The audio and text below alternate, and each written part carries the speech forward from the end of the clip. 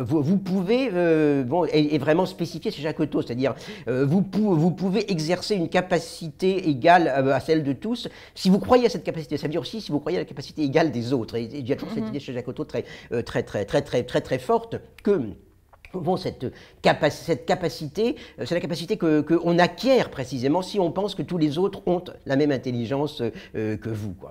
Si je vais à la radio, à la télévision, la première chose qu'on me dira, c'est attention, vous avez affaire au grand public, donc attention, faut pas être trop intelligent parce que c'est quand même pas des gens très futés, quoi. Donc voilà, je crois que non, il faut dire que cette logique, disons, d'abrutissement, elle est non seulement elle n'est pas dépassée, mais elle est même généralisée. Il faut éviter cette idée qu'il faut tout comprendre ligne à ligne. Moi, je suis désolé, moi, j'enseigne la philosophie, une masse de philosophes, il y a un tas de choses que je ne comprends pas. Mais c'est pas grave, c'est pas grave. L'important, c'est ce que vous pouvez créer par vous-même de ce que vous avez retenu. C'est-à-dire qu'il faut sortir de cette logique, qui est une logique véritablement d'inhibition et une logique, finalement, encore une fois, disons, d'incapacité, qui est que chaque phrase doit être immédiatement compréhensible. Non.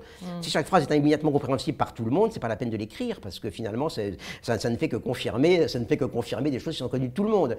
Bon, il faut sortir du fantasme, du grand fantasme du genre par exemple, l'enseignant transmet le savoir développe l'esprit critique. Après ça, bon, l'enfant une fois grandi sera libre, sera un citoyen capable de critiquer.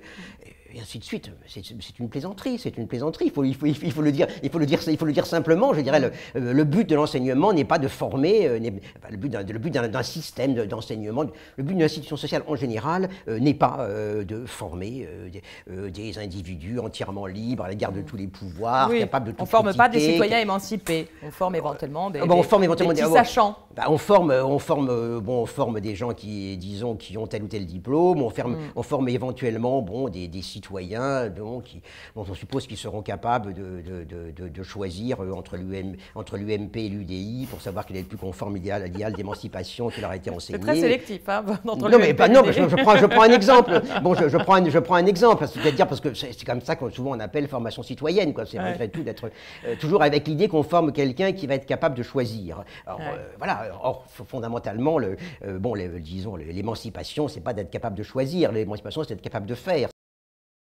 Thank you.